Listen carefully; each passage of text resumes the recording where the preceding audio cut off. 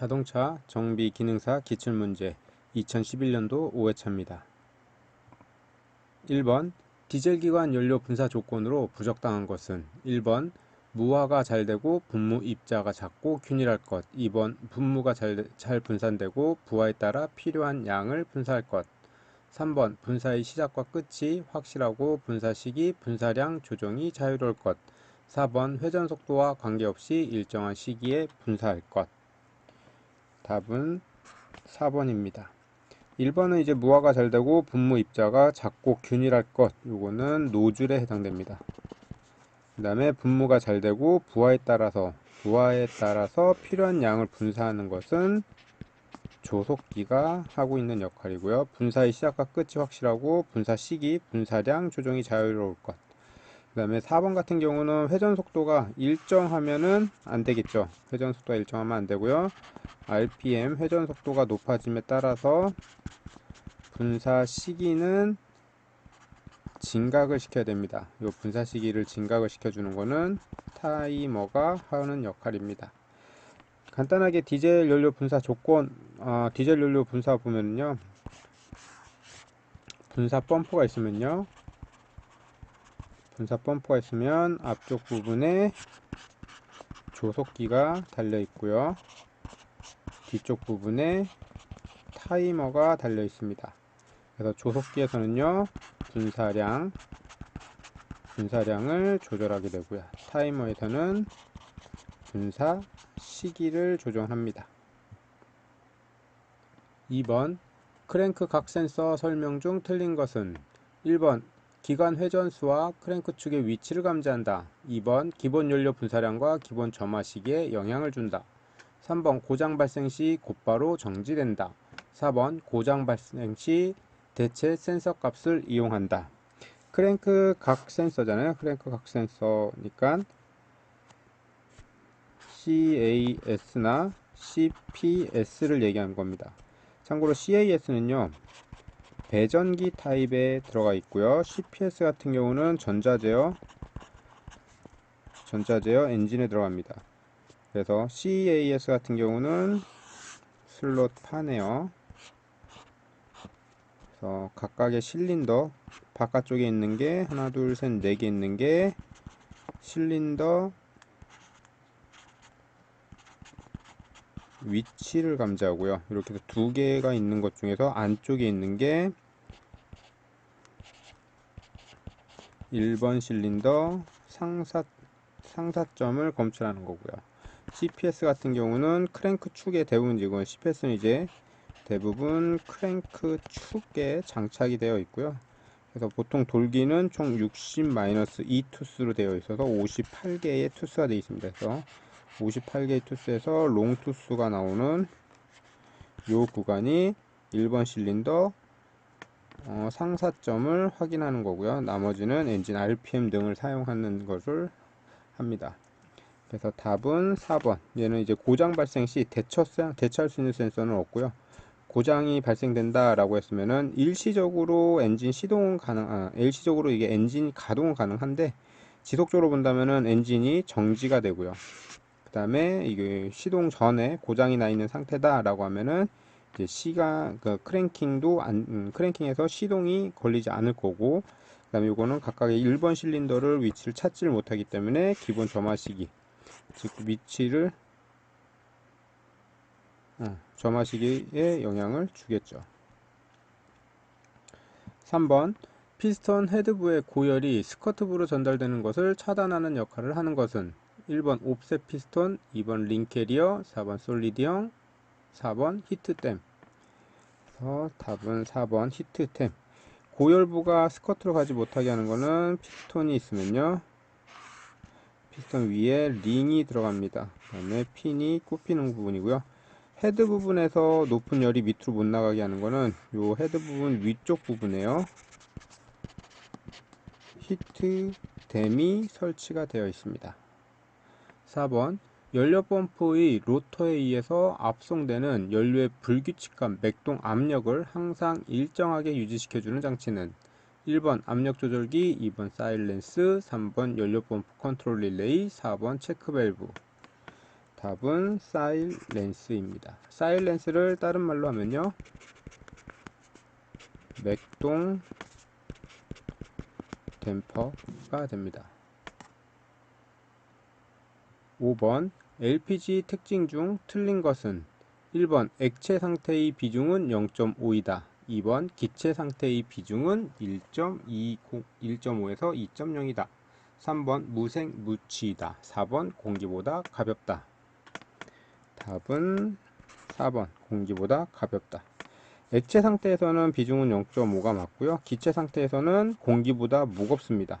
그 다음에 무색 무취이고, 저희가 보통 LPG 가스를 맞추면은 약간 좀 쾌쾌한 냄새가 나죠.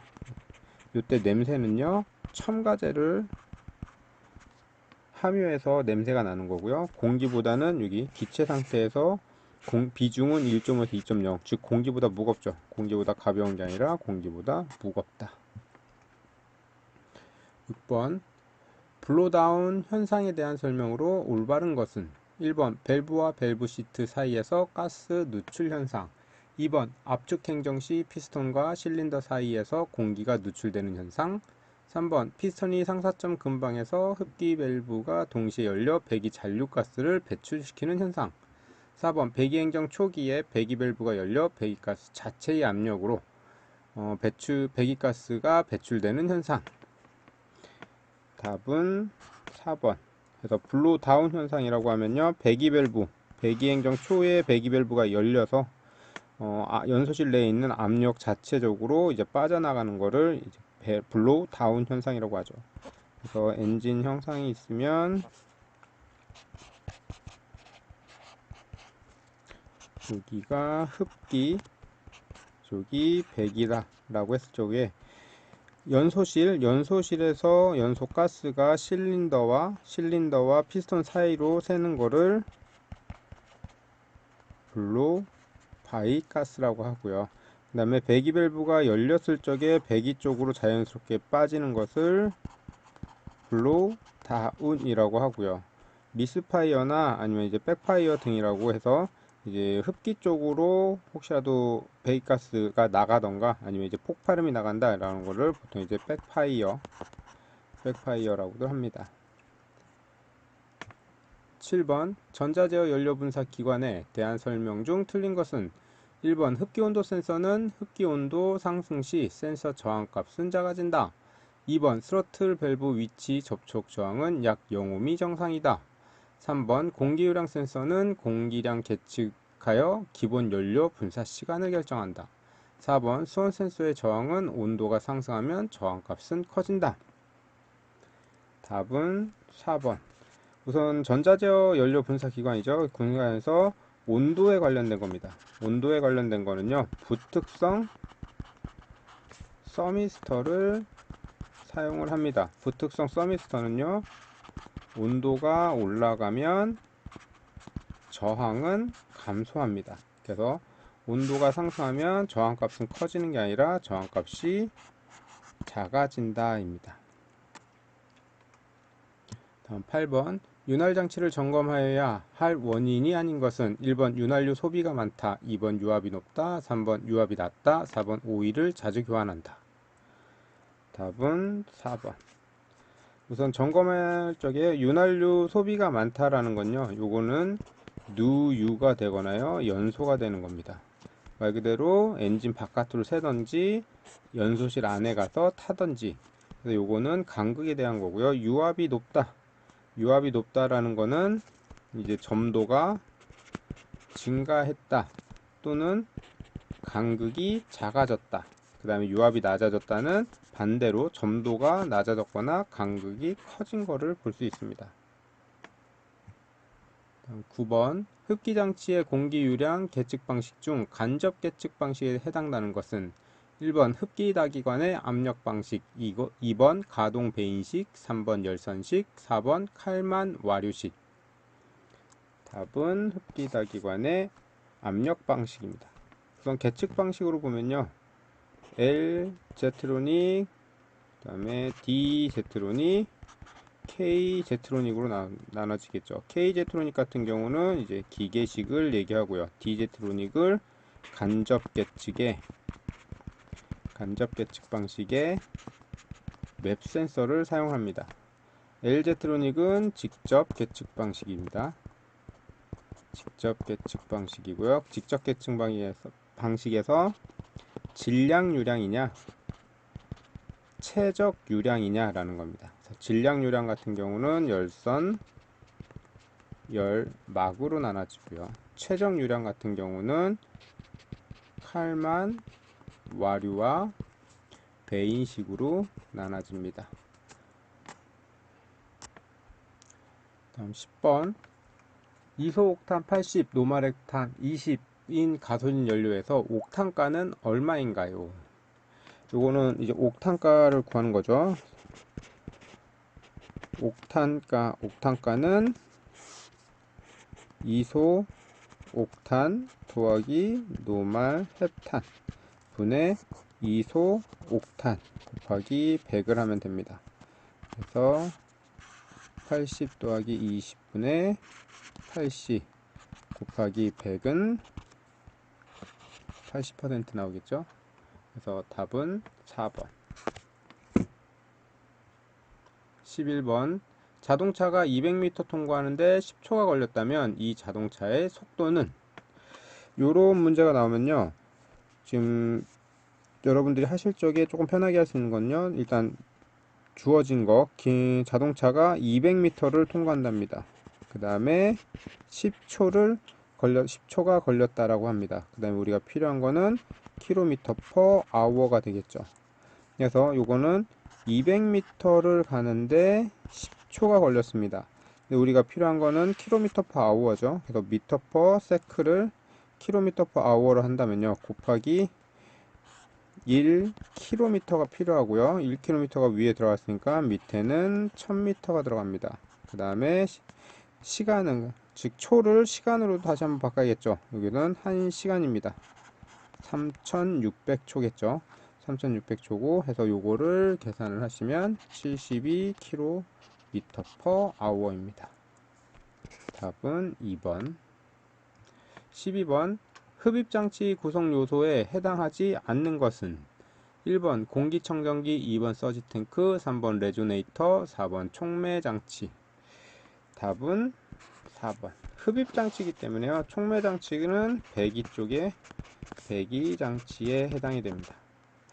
그 다음에 공기청정기, 서지탱크는 다들 아실 텐데, 레조네이터 같은 경우는요, 공기청정기가 있으면은 공기청정기에서 흡기관으로 이렇게 가는 길이 있다라면요, 공기청정기 하단 부분에 달려 있거나 흡기관 옆쪽에 이렇게 달려 있는 거 검은색 통이 하나 있는데, 요게 레조네이터고요. 요거는 공면현상을 막아주기 위해서, 바람이 지나갈 때마다요, 부웅 소리가 들릴 겁니다. 그래서 그런 소리를 이제 제거해 주는 거를 레조네이터가 합니다. 13번 자동차 구조 장치 변경 승인을 얻은 자동차 정비업자로부터 구조 장치의 변경과 그에 따른 정비를 받고 얼마 이내에 구조 변경 검사를 받아야 하는가? 1번 완료일로부터 45일 이내, 2번 완료일로부터 15일 이내, 3번 승인일로부터 45일 이내, 4번 승인일로부터 15일 이내. 답은 3번 45일 이내입니다. 승인 받은 날부터 45일이고요. 요거는 자동차 관리법 시행규칙에 나와 있습니다. 시행규칙에 나와 있고요. 요거는 이제 56조 튜닝에 관한 튜닝의 승인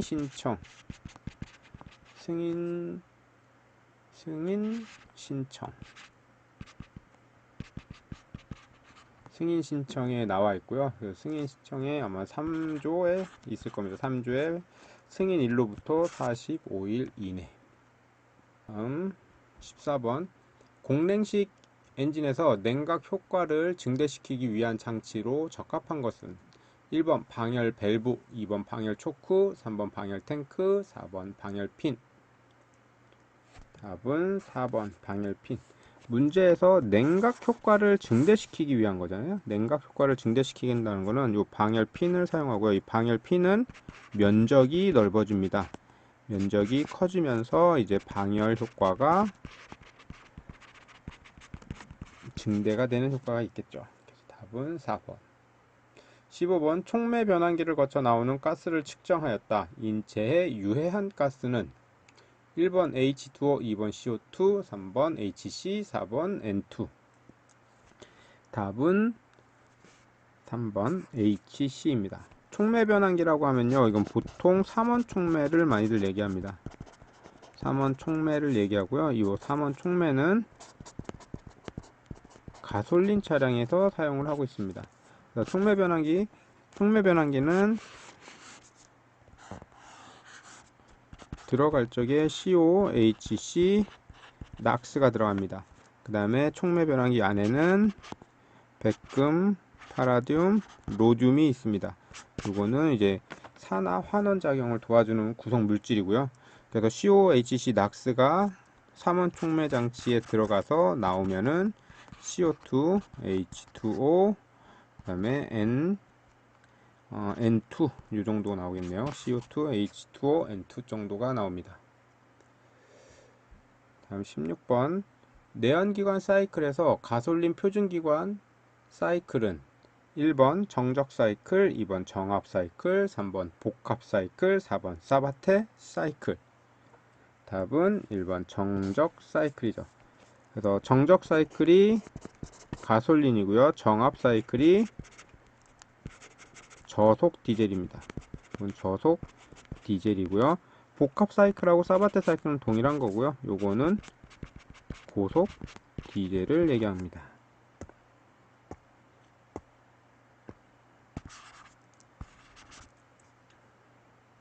다음 17번 실린더 라이너에 관한 설명 중 맞지 않는 것은 1번 디젤 기관은 주로 습식 라이너를 사용한다. 2번 가솔린 기관은 주로 건식 라이너를 사용한다. 3번 보통 주철의 실린더 블록과 보통 주철 라이너를 삽입해야 된다. 4번 경합금 실린더 블록에는 특수 주철 라이너를 사용한다. 답은 3번입니다. 우선 디젤 기관과 가솔린, 디젤 같은 경우는 열이 많습니다. 열이 많고 그 다음에 이제 폭발 압력도 크고 하기 때문에 얘는 이제 직접적으로 습식 라이너를 사용하고요. 반대로 가솔린은 건식 라이너를 사용을 합니다. 그 다음에 경합금에는 특수주철 라이너를 삽입을 해야 되고요. 여기 보통 낼 적에 주철 실린더 블록에는요, 주철 라이너를 사용하지 않고요. 서로 다른 제품, 다른 형상껏 다른 거를 넣게 되는데, 보통 이렇게 주철 실린더 블록에 보통 주철 라이너를 넣게 되면요, 요거는 이제 일체식이 되는 겁니다. 그래서 답이 3번이 되고요. 18번 블로바이 가스 환원 장치는 어떤 배출 가스를 줄이기 위한 장치인가? 블로바이 가스 환원 장치죠.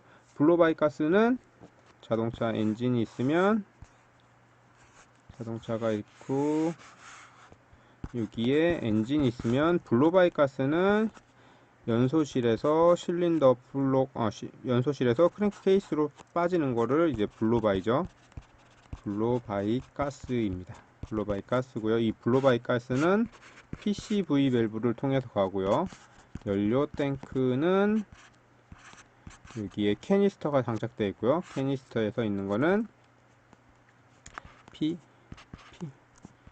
PCSV가 있습니다. 여기는 연료 증발 가스. 그 다음에 나머지는 이제 배기가스에서 배출이 되고요. 블로바이 가스는 HC, 연료 증발 가스도 HC, 배기가스는 COHC, 낙스입니다. 그래서 블로바이 가스이기 때문에요. HC. 답은 2번. 다음 19번. 가솔린 기관의 노킹 방지책이 아닌 것은 1번 고옥탄가 연료를 사용한다. 2번 동일 압축비에서 혼합기의 온도를 낮추는 연소실을 형성한다. 3번 화염전파 속도가 빠른 연료를 사용한다. 4번 화염전파 거리를 길게 하는 연소실 형상을 사용한다. 답은 4번입니다. 노킹 방지인데요. 이 노킹 방지할 적에 대부분들 좀 힘들어 하시는 게 가솔린의 노킹과요. 디젤의 노킹은 차이가 있는데 여기 두 개가 혼합이 되면서 대부분들 좀 혼돈을 많이 되시는데요. 가솔린의 노킹은 한번 이상 폭발하였을 경우, 즉 두 번, 한 번만 폭발해야 되는데 두 번, 세 번이 나왔다 그러면 노킹이고요. 디젤 같은 경우는 급격한 연소입니다. 급격한 연소를 얘기하는 거고요. 급격한 연소를 얘기하는 거고, 그래서 요 차이점을 보면요, 우선 가솔린 같은 경우는 불꽃점화입니다. 불꽃점화고, 디젤 같은 경우는 자기 착화입니다. 그 다음에 불꽃점화 플러스 이제 노킹이 발생될 수 있는 것 중에서 요거는 이제 불이 조금만이라도 금방 가까이 갖다 대면은 이제 가솔린 같은 경우는 폭발할 수 있기 때문에요. 요거는 이제 조기점화 같은 경우도 발생을 할 수 있습니다. 조기점화 같은 것도 이제 발생을 할 수 있고요. 그래서 보면은 디젤 같은 경우는 자기 착화이기 때문에요. 얘는 온도가 일단 기본적으로 온도가 높아야 됩니다. 그 다음에 가솔린 같은 경우는요, 불꽃 여기 온도가 많이 높게 되면은 열점이라는 게 생겨서 조기점화가 발생될 수 있습니다. 그래서 얘는 온도를 낮춰줘야 되는 겁니다. 그래서 대부분 공부할 때 가솔린은 대부분 다 낮춰줘야 되고요. 디젤 같은 경우는 대부분 다 높여준다라는 기본적인 개념만 알고 계시면 좀 될 것 같고요. 그래서 여기서 이제 화염 전파 거리를 길게 했을 경우에는요, 내가 폭파가 일어나서 이게 빨리 전파돼서 완전 연소를 다 시켜야 되는데 얘가 너무 길어져 버린다 라고 하면 이렇게 가는 중에 반대쪽에서 이제 조기점화 또는 열점에 의해서 후기점화가 같이 발생을 할 수 있습니다. 그래서 답은 4번. 20번 실린더 안찌름 및 행정이 78mm인 4실린더 기관의 총 배기량은 얼마인가요? 1번 1298, 2번 1490, 3번 1670, 4번 1587. 지금 총 배기량이죠. 요거 문제 푸실 적에요, 얘 조심하셔야 됩니다. 실린더 배기량이냐, 즉 한 개의 실린더의 배기량이냐, 총 배기량이냐 라는 겁니다. 그래서 가끔 이렇게 나오게 되면요, 여러분들 반드시 이렇게 총 배기량에다가 반드시 체크를 좀 해 놓으시고 이제 보셔야 되고요. 요게 4실린더라는 걸 줬을 때 이 4를 곱해주냐 마느냐에 따라서 이 답이 달라질 수가 있기 때문에요. 우선은 준 거는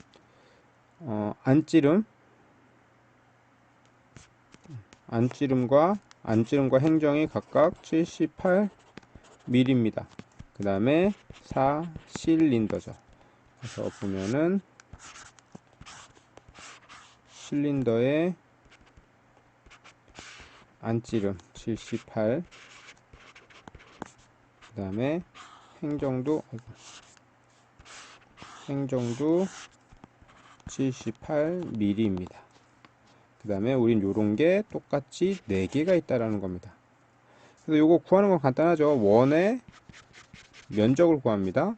그 다음에 얘를 높이를 곱해줍니다. 그래서 총 배기량 같은 경우는, 아니면 그냥 기본 공식을 좀 외우셔도 될 것 같은데요. 이건 이제 총 배기량 VT는 0.785 곱하기 D자승 L, 여기에 내가 실린더 수까지 곱해주시면 됩니다. 그래서 0.785 곱하기 D자승이 78mm인데 저희는 센티미터로 지금 답을 찾아야겠죠. 그래서 요거를 미리 7.8로 해놓으면 좀 더 편하겠죠. 7.8 자승 곱하기 7.8에 내가 실린더 수 4기통입니다. 요거를 구하시면은 1490 세제곱 센티미터. 답은 2번. 다음 21번. 실린더 지름이 22mm이고요. 행정이 36mm, 회전수가 4000rpm일 때 피스톤의 평균 속도는 3m/s, 2번 4.2m/s, 3번 4.8m/s, 4번 6.6m/s. 그래서 피스톤의 평균 속도죠. 피스톤의 평균 속도는 60분의 2RL입니다. 그래서 R은 회전수고요. L은 행정입니다. 참고로 요 피스톤의 평균 속도니까요, 1rpm이라고 하면요, 내가 크랭크축이 이렇게 한 바퀴 돌면은 피스톤이 한번 내려왔다가 한번 내려왔다 이렇게 올라가는 거죠. 왕복이 되는 거죠. 그래서 요 행정을 한 번, 두 번 갔기 때문에 2를 곱해주고요. 그 다음에 행정을 곱해줍니다. 그 다음에 요 회전수는 왜 나왔냐? 요거는 시간의 단위가 필요하기 때문에 지금 회전수가 들어간 거고요. 요거는 근데 분당이죠. 분당입니다. 분당이기 때문에 60분을 분을 초로 바꾸기 위해서 60이라는 숫자가 들어간 겁니다. 그래서 60이 들어가면서 위에 RPM이 들어가면은 초당 회전수로 바뀔 거고요. 요거 2L 들어가면은 내가 피스톤의 총 움직이는 거리겠죠. 그래서 계산을 한번 해보시면요. 60분의 행정이 36mm라고 했으니까요. 2 곱하기 행정을 어떻게 하죠? 일단 미터로 곱해서 미터로 가서 가겠습니다. 그러면은 360mm를 센티미터로 하면은 36cm, 이걸 다시 미터로 하면은 0.36이 나오겠죠. 그래서 곱하기 0.36 곱하기 실린더 지름이 아니라 엔진 회전수 곱하기 400rpm을 하시면 됩니다. 그래서 계산하시면 4.8. 그래서 다시 좀 주저주저 너무 좀 설명이 길어서 여러분들이 이걸 푸실 적에 우선 계산 공식입니다. 계산 공식 VP는 60분의 2RL 이고요.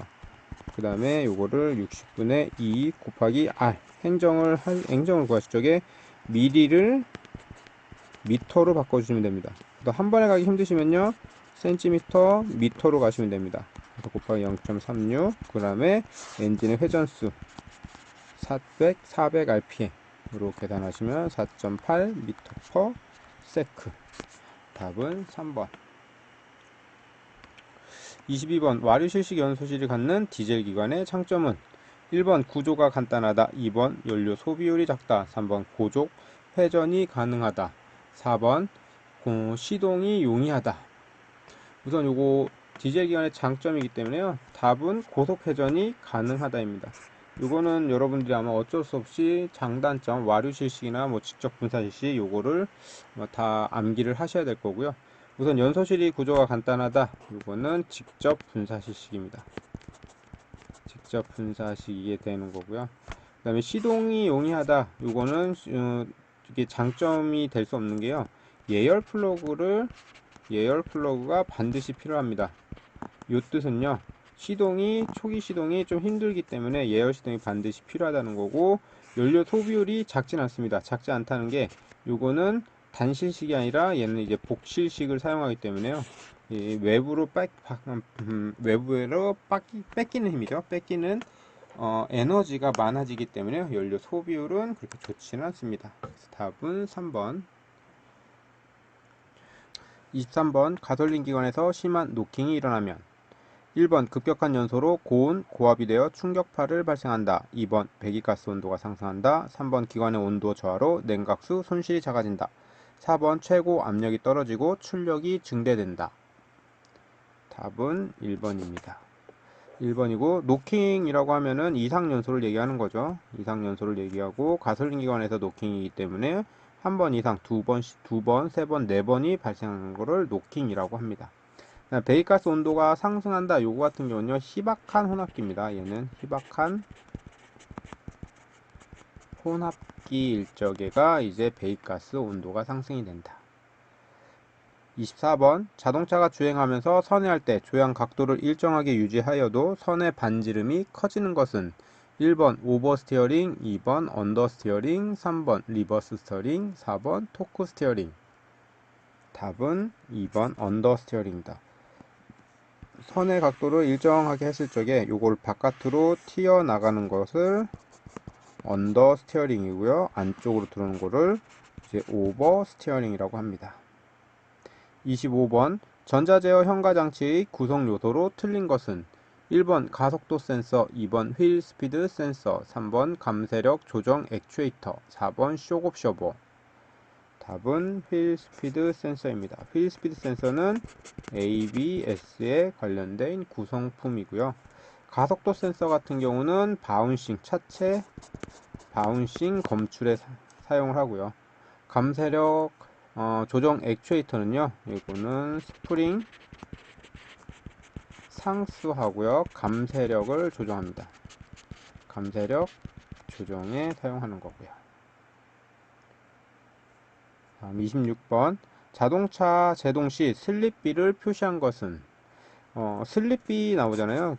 여러분들 이제 ABS에서 슬립비, 그 다음에 TCS에서 슬립비라는 게 나옵니다. 그래서 요거 두 개 많이 혼돈되는데요. ABS는요, 이거는 이제 제동할 때가 되는 거고요. TCS는요, 이제 구동할 때가 발생하는 겁니다. 그래서 요거 공식 좀 가볍게 외울 수 있는 건요, 빠른 속도 분의 빠른 속도 마이너스 늦은 속도로 보시면 됩니다. 그래서 제동시니까요, 저희는 제동이죠. 제동이니까 멈추는 거니까 차체 속도하고 차체 속도랑 그 다음에 차륜 속도를 비교하면 ABS 같은 경우는 이쪽이 차체 속도가 더 빠르겠죠. 그 다음에 TCS 같은 경우는 반대쪽입니다. 이거는 ABS고 TCS는 이제 차륜 속도가 더 빨라집니다. 그래서 빠른 속도는 차체 속도죠. 자동차 속도, 바퀴 속도는 아니고 바퀴 속도도 아니고요. 그 다음에 빠른 속도로 나눈 거죠. 그 다음에 자동차 속도가 빠른 걸로 나누고 바퀴 속도가 아닌 거죠. 답은 1번이 됩니다. 다음 27번. 자동차가 주행시 혹은 제동시 핸들이 한쪽 방향으로 쏠리는 원인으로 거리가 먼 것은 1번 브레이크 조종 불량, 2번 휠 불편형, 3번 쇼크 불량, 4번 타이어 공기압 높음. 답은 4번 타이어 공기압 높음입니다. 브레이크 조종 불량은요, 한쪽이 끌림, 요거는 끌림이 발생될 수 있는 거고요. 그다음에 휠의 불편형 같은 경우는 약간의 쏠림하고는 크게 상관이 없긴 한데요. 이것도 한쪽만 만약에 불편형하다라고 하면요, 한쪽만 이제 떨림이 발생을 한다, 이렇게 보시면 되고요. 쇼크 불량이면은 한쪽 차 높이가 동일해야 되는데 한쪽이 좀 불량하다 해서 차가 한쪽으로 기울어졌을 경우에는 이제 한쪽 쏠림 방식이고요.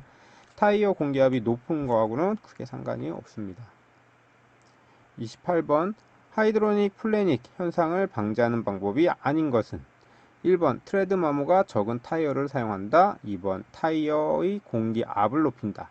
3번 카프형의 쉐이빙으로 가공한 것을 사용한다. 4번 러그 패턴 타이어를 사용한다. 답은 4번. 4번은 러그가 아니라요, 리그 패턴을 사용을 해야 됩니다. 타이어 공기압을 높여야 되고 마모가 적은 것. 카프형이라고 하는 건요, 예, 약간 좀 움푹 들어가 있는 겁니다. 움푹 들어가 있는 거, 이렇게 움푹 들어가 있는 이런 타입을 얘기하는 거고요. 쉐이빙은 이제 전단면이죠. 여기 전단면 같은 경우를 이제 깔끔하게 처리하는 거를 얘기하는 겁니다. 29번. 자동차 진동 현상 중 스프링 윗 질량의 Y축 중심으로 하는 앞뒤 흔들림으로 회전 고유 진동은 무엇인가요? 1번 롤링, 2번 요잉, 3번 피칭, 4번 바운싱. 답은 3번 피칭입니다. Y축 방향으로 움직이는 거를 이제 피칭이라고 하는 거고요.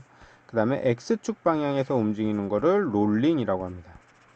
롤링이라고 하고요. Z축 방향으로 회전하는 것을 요잉이라고 합니다. 그 다음에 Z축 방향 상하 운동을 바운싱이라고 합니다.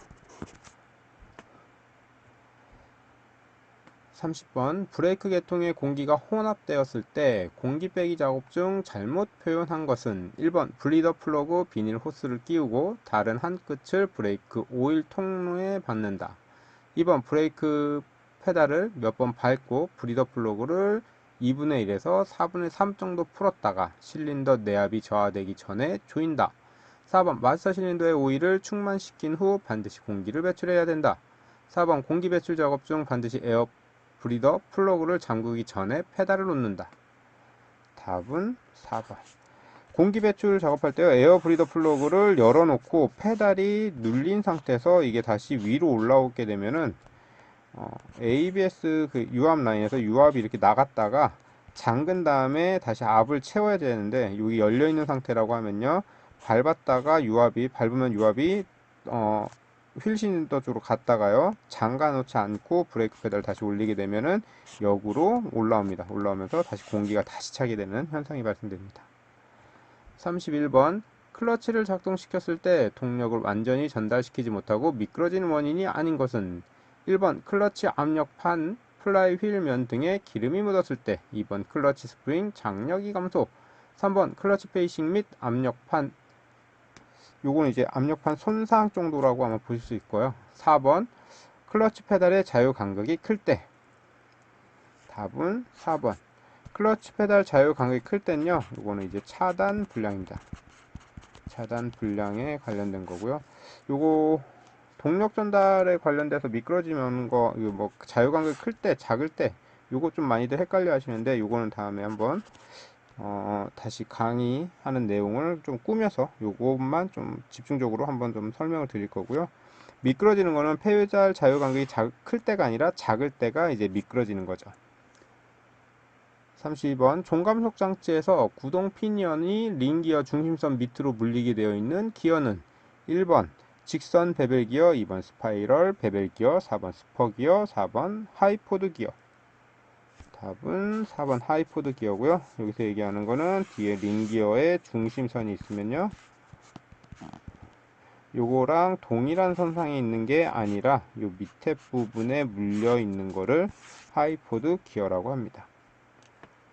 33번 제동장치에서 디스크 브레이크의 장점으로 올바른 것은 1번 방연설이 좋아 제동력이 안정된다, 2번 자기작동으로 제동력이 증대된다, 3번 큰 중량의 자동차에 주로 사용된다, 4번 마찰 면적이 적어 압착하는 힘을 작게 할 수 있다. 답은 1번 디스크 브레이크죠. 브레이크는요, 디스크 브레이크하고요, 드럼 브레이크 두 가지로 나눠집니다. 디스크 브레이크는 판이 있으면은 양쪽에서 패드가 압착하는 힘인 거고요. 드럼이라는 거는 회전하는 통에 안쪽에 라이닝이 있어가지고 라이닝이 확장되는 거죠. 확장되는 겁니다. 그래서 디스크 브레이크는 외부에 노출되어 있기 때문에 방열이 좋습니다. 그리고 드럼은 안쪽에 있기 때문에 방열 성능이 좋지 않고, 그 다음에 자기작동은요, 회전하고 있다가 회전할 적에 내가 브레이크를 밟아서 페달의 담력뿐만 아니라 요 회전력에 의해서 이렇게 압력이 커지는 현상을 이제 자기 배력이라고 하죠. 근데 디스크에는 자기 배력은 없습니다. 그 다음에 큰 중량이 주로 사용하는 거는 드럼 브레이크에 사용을 하는 거고요. 마찰 면적이 적어 압착하는 힘을 작게 하는 게 아니라 크게 해야 합니다. 이거는 아예 단점이죠. 34번 수동 변속기의 필요성으로 틀린 것은 1번 무부하 상태로 공전 운전을 할 수 있게 하기 위해서, 2번 회전 방향을 역으로 하기 위해서, 3번 발진 시 각부의 응력을 완화하며 마멸을 최대화하기 위해서, 4번 차량 발진 시 중량에 의한 관성으로 인한 큰 구동력이 필요하기 때문에. 답은 4번. 죄송합니다. 답은 3번. 마멸을 최대화가 아니라 최소화입니다. 최소화이고요. 그다음 수동 변속기 같은 경우는 보통 이제 회전수를 뭐 변한다고 하는데요. 회전수가 아니라요, 회전력입니다. 회전력 변화를 시켜서 회전수가 변하는 겁니다. 35번 자동차가 정지 상태에서 출발하여 10초 후에 속도가 60km/h가 되었다면 가속도는 얼마인가요? 라고 했죠. 가속도입니다. 가속도는 이게 걸린 시간 분의 나중 속도 마이너스 처음 속도가 됩니다. 그래서 걸린 시간이요, 총 10초가 걸렸고요. 10초가 걸렸고, 나중에 된 속도가 V2가 0 마이너스 60km/h입니다. 여기서 우리가 지금 요게 km/h죠. 그 다음에 여기서 주어진 거는 세컨입니다.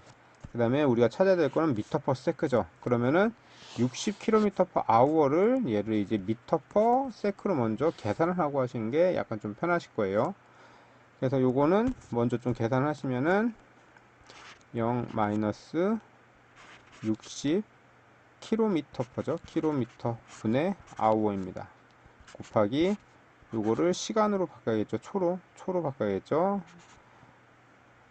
그래서 1시간은 3600초 곱하기 요것도 미터로 바꿔야겠죠. 1km는 1000m가 됩니다.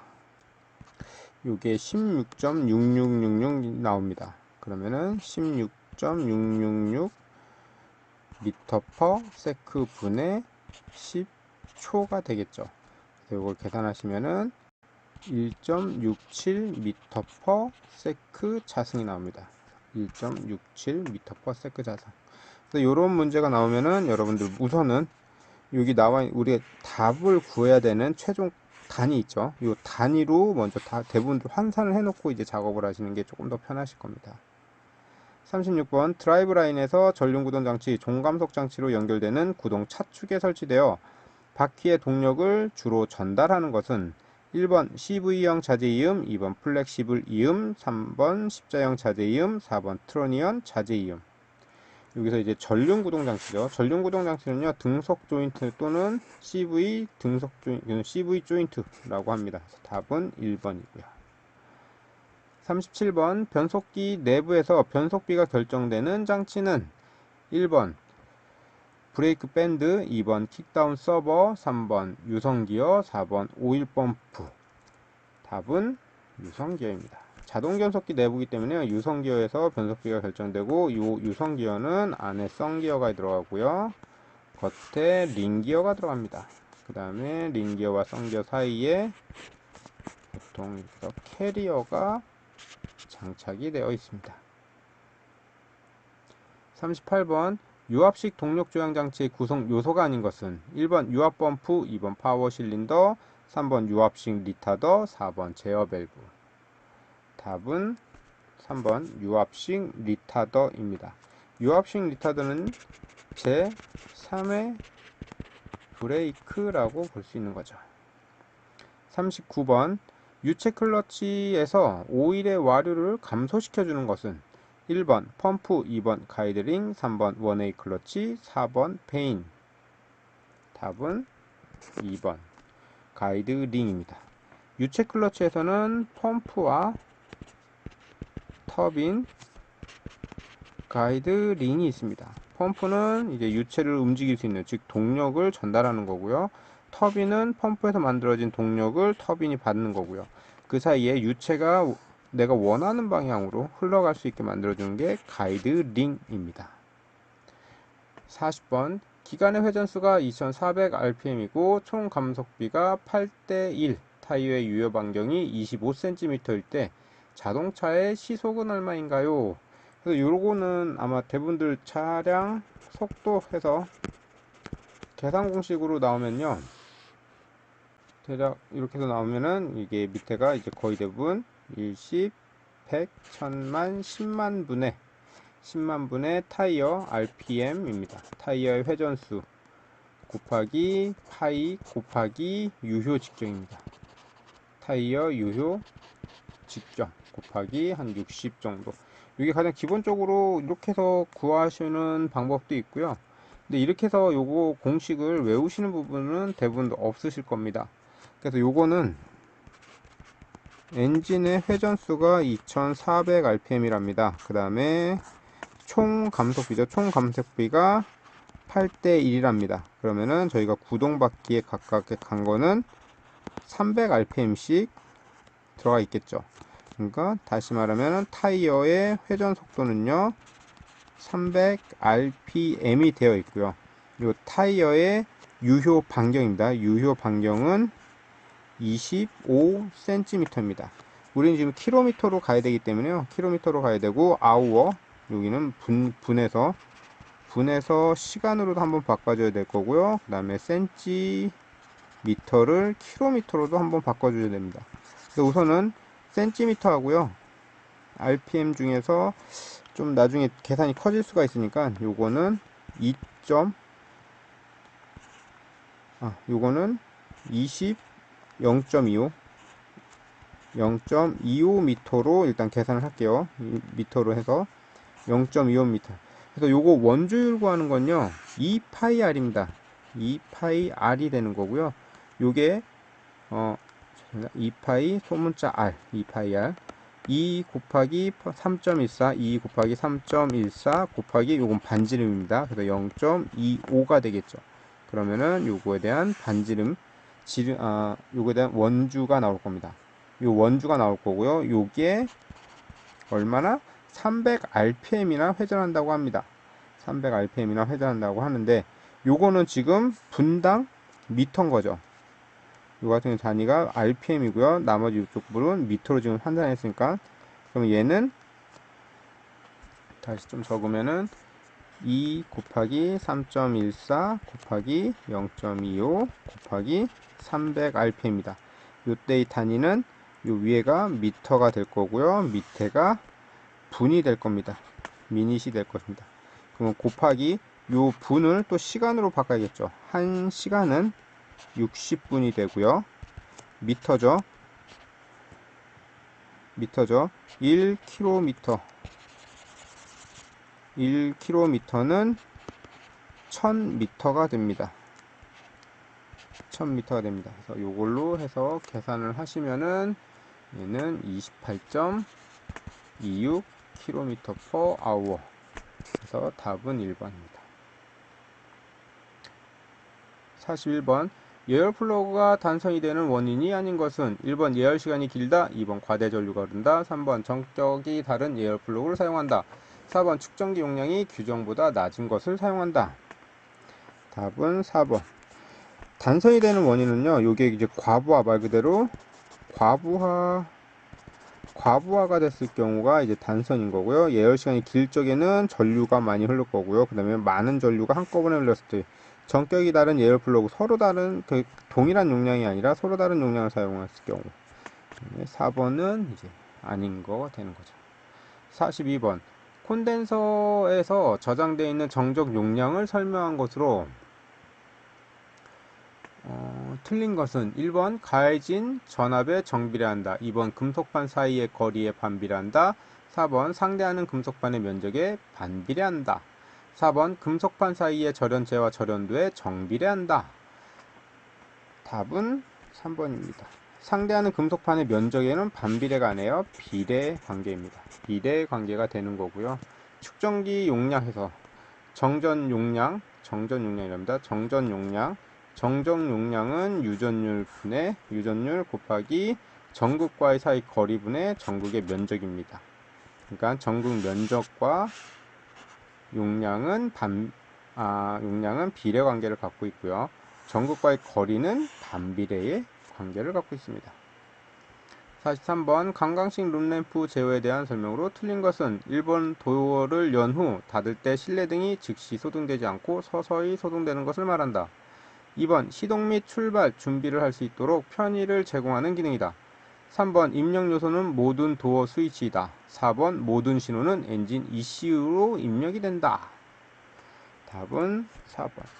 강강식 룸램프는요, 보통 이제 에탁스라고도 하죠. 에탁스라고 하던가요? 아니면 BCM에서 제어를 합니다. 그래서 요 신호는 ECU가 아니라요, 에탁스나 BCM으로 가야 됩니다. 44번.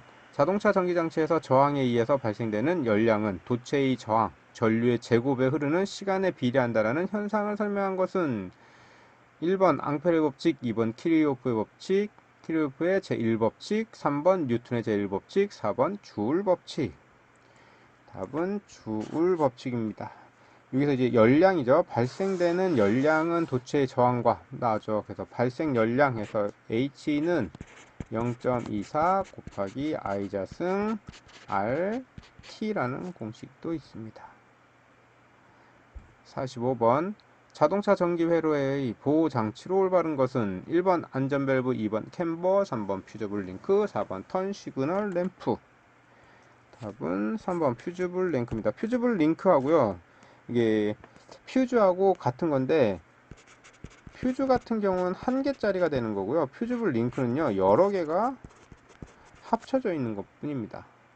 다음 46번 다음 중 직접 점화장치 구성 요소와 관계가 없는 것은 1번 ECU, 2번 배전기, 3번 이그니션 코일, 4번 점화 플러그. 답은 배전기. 직접 점화 방식이면 이건 이제 전자 제어로 들어가는 거죠. 전자 제어고요. 배전기 같은 경우는 대부분 기계식 타입입니다. 다음 47번 자동차에서 일반적으로 교류 발전기를 구동하는 V벨트는 엔진의 어떤 축에 의해서 구동이 되는가? 1번 크랭크 축, 2번 캠 축, 3번 뒷차 축, 4번 변속기 출력 축. 이번 답은 1번이 됩니다. 크랭크 축. V벨트라고 하면요, 엔진이 있으면 크랭크 축에 크랭크 축 풀리가 물려 있습니다. 크랭크 축 풀리하고 에어컨 컴프레셔나 발전기 또는 파워 스티어링 펌프나 파워 스티어링 펌프, 그 다음에 워터 펌프 등이 해가지고 요 벨트로 이렇게 연결이 되어 있을 겁니다. 여기에 아이들링 이렇게 해서 연결되는 주축은 이제 크랭크 축 됩니다. 48번 자동차 축전지 비중이 30도씨에서 1.285일 때 기준온도 20도일 때의 비중은, 이건 비중을 구하는 공식이죠. S20, 그러니까 상호 20도, 즉 여기 있는 기준온도 20도일 때 현재의 비중은 얼마인가요? 입니다. 측정 비중값 ST 더하기 0.0007, 그 다음에 현재 측정 온도 마이너스 표준 온도 20도 해서 1.285 더하기 0.0007, 30도 마이너스 20도입니다. 그래서 요거 계산하시면 1.292 나옵니다. 다음 49번 현재 통용되는 전자동 에어컨 시스템에 컴퓨터가 감지하는 센서와 가장 거리가 먼 것은 1번 외기온도 센서, 2번 스로틀 포지션 센서, 3번 일사 센서, 4번 냉각수 온도 센서. 답은 스로틀 포지션 센서입니다. 전자동 에어컨 시스템이기 때문에 에어컨 시스템 이외에 있는 거죠. 그래서 스로틀 포지션 센서가 됩니다. 50번 전조등의 광량을 검출하는 라이트 센서에서 빛의 세기에 따라서 광 전류의 변화가 되는 원리를 이용한 소자는 1번 포토다이오드, 2번 발광다이오드, 3번 제너다이오드, 4번 사이리스터. 답은 포토다이오드가 됩니다. 빛의 세기에 따라서 전류가 받는 거니까 말 그대로 빛이 들어오는 거죠. 빛이 들어오는 거를 보는 거니까 빛이 들어오는 거는 포토다이오드, 빛을 내보내는 거는 발광다이오드, 역방향으로도 전류를 흘릴 수 있는 거는 제너다이오드, 그 다음에 이제 전류의 증폭을 더 높이기 위한 거는 사이리스터. 그래서 답은 1번입니다. 51번 재해사고 발생 원인 중 직접적인 원인에 해당하지 않는 것은 1번 사회적 환경, 2번 유전적 요소, 3번 안전교육의 불충분, 4번 불안정한 행동. 답은 4번. 52번 안전보건 표지의 종류에서 담배를 피워서는 안 될 장소로 맞는 금지 표시는 1번 바탕은 노란색에 모형은 검정색, 그림은 빨간색. 3번 바탕은 파란색, 모형은 흰색, 그림은 빨간색.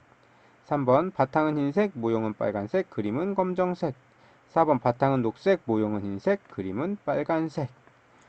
답은 3번.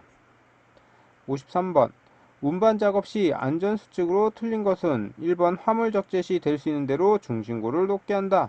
2번 길이가 긴 물건은 앞쪽을 놓아서 운반한다. 3번 인력으로 운반 시 어깨보다 높이 들지 않는다. 4번 무거운 짐을 운반할 때는 보조기구를 사용한다. 답은 1번. 중심고는 높은 게 아니라 최대한 낮아져야 됩니다. 54번 탭 작업상 주의사항으로 틀린 것은 1번 손 다듬질용 탭 작업 시 3번 탭부터 작업할 것. 2번 탭 구멍은 드릴로 나사의 고를 지름보다 조금 크게 뚫을 것. 3번 공작물을 수평으로 놓을 것. 4번 조절 탭 렌치는 양손으로 돌릴 것. 답은 1번입니다. 손 다듬질용 탭은요, 이건 보통 이제 탭은 3개를 1번, 2번, 3번을 갖고는 있습니다. 그래서 요거는 구멍을 뚫을 쪽에 한 번에 구멍을 넓게 넓게 뚫는 게 아니라 조그맣게 뚫고, 구멍 뚫고, 그 다음에 내가 원하는 만큼 뚫고, 뭐 이렇게 뚫는다고 보시면 되고요. 그래서 1번 같은 경우는 대부분 테이퍼가 집니다. 테이퍼가 지고요. 2번 같은 경우는요, 이제 풀러 타입입니다. 안에 좀 더 틔우고요. 3번 같은 경우는 마무리 작업용입니다. 그래서 보터링이라고도 하고요. 이거는 이제 3번은 마무리 작업. 그래서 3번 탭부터 하는 게 아니라 1번 탭부터 시작해야 됩니다. 55번 도장 작업 도장 작업장의 안전수칙이 아닌 것은 1번 알맞은 방진, 방독면을 착용한다. 2번 작업장 내에서 음식물 섭취를 금지한다. 3번 전기기기는 수리를 필요할 경우 스위치를 꺼놓는다. 4번 희석제나 도료 등을 취급할 때는 면장갑을 꼭 착용한다. 답은 4번. 면장갑은 착용하면 이제 희석제나 도료를 썼을 경우에는 이제 내 몸에 다 묻겠죠. 56번 동력 전달 장치에서 작업 시 안전사항으로 적합하지 않는 것은 1번 기어가 회전하고 있는 곳은 안전 커버를 잘 덮는다. 2번 회전하고 있는 벨트나 기어는 항상 점검한다. 3번 회전하는 풀리에 벨트를 걸어서는 안 된다. 4번 천천히 움직이는 벨트라도 손으로 잡지 않는다. 답은 2번. 회전하고 있을 때는 어떻게 뭐 하면 안 되겠죠? 회전하고 점검을 할 때는 반드시 끄고 진행을 하셔야 됩니다. 57번 자동차 전기 계통을 작업할 때 주의사항으로 틀린 것은 1번 배선을 가솔린으로 닦지 않는다. 2번 커넥터를 분리할 때는 잡아당기지 않는다. 3번 센서 및 릴레이는 충격을 가하지 않도록 한다. 4번 반드시 축전지 플러스 단자를 분리한다. 답은 4번. 플러스가 아니라 마이너스 단자를 분리한다. 58번 정비 작업 시 지켜야 할 안전수칙 중 잘못된 것은 1번 작업에 알맞은 공구를 사용한다. 2번 작업장 바닥에는 오일을 떨어뜨리지 않는다. 3번 전기장치 작업 시 오일이 묻지 않도록 한다. 3번 잭을 사용하여 차체를 올린 후에 손잡이를 그대로 두고 작업한다. 답은 4번. 요거 잭이라는 건요, 이렇게 되어 있는 것을 그 손잡이가 있고요. 이 손잡이를 오르락 내리락 하면은 잭이 점점 위로 올라가서 차량을 받쳐주고 있는 겁니다. 이때 손잡이를 그냥 놔뒀을 경우에 오며 가며 이걸 치거나 누군가 누르거나 얘를 돌려서 압을 뺄 수 있기 때문에 위험합니다. 그래서 이 손잡이는 반드시 제거를 한다. 제거할 때는 내가 차를 알맞은 높이를 들고 난 다음부터. 59번 교류발전기 점검 및 취급 시 안전사항으로 틀린 것은 1번 성능시험 시 다이오드가 손상되지 않도록 한다. 2번 발전기 탈착 시 축전지 접지 케이블을 먼저 제거한다. 3번 세차할 때는 발전기를 물로 깨끗이 세척한다. 4번 발전기 브러쉬는 2분의 1 마무시 교환한다. 답은 3번. 60번 냉각장치 정비 시 안전사항으로 옳지 않는 것은 1번 라디에이터 코어가 파손되지 않도록 주의한다. 2번 워터펌프 베어링은 솔벤트로 잘 세척한다. 3번 라디에이터 캡을 열 때는 압력을 제거하며 서서히 연다. 4번 기관 회전 시 냉각 팬에 손이 닿지 않도록 주의한다. 답은 3번. 워터펌프 베어링들은 세척을 하는 건 아니고요. 보통 이제 베어링 세척을 하는 것들은 저희 계속 구리스를 주입하는 베어링들이나 가능하고요. 그 외에는 이제 구리스 리스 타입을 많이들 사용하기 때문에 이제 솔펜트로 세척을 하시면 안 됩니다. 그래서 여기까지 5회차 마무리 짓도록 하겠습니다.